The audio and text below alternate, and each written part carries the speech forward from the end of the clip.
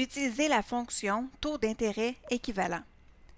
Si vous avez placé vos économies dans un investissement à long terme, vous pouvez utiliser la fonction taux.int.equiv, donc taux d'intérêt équivalent, pour déterminer le taux d'intérêt moyen que vous avez obtenu à la fin de cet investissement. Je vous montre avec ce petit exemple, donc comment ça fonctionne.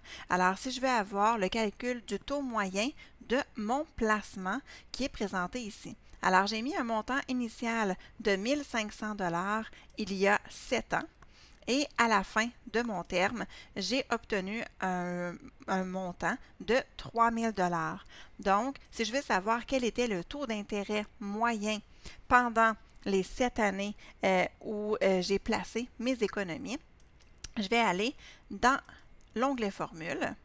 Je vais aller dans la bibliothèque de fonctions, chercher les données financières et je vais aller chercher la fonction, donc, taux équivalent.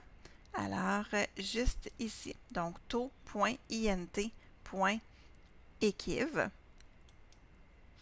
Et les arguments de ma fonction sont les suivants. Alors, NPM, le NPM, c'est le nombre de périodes pour mon investissement. Donc, je vais aller chercher mes années. Donc, 7 ans. VA. VA, c'est la valeur actuelle de mon investissement, donc la valeur que j'ai mis au départ. Donc, mon montant initial de 1 500 $. Pour VC, donc mon argument VC, c'est la valeur future ou donc ce que j'ai accumulé au bout de mes 7 ans. Donc, dans mon cas, c'est un montant de 3 000 $. Donc, je viens sélectionner ma cellule, j'appuie sur le bouton OK et on voit que mon taux d'intérêt moyen durant les 7 années a été de 10 %.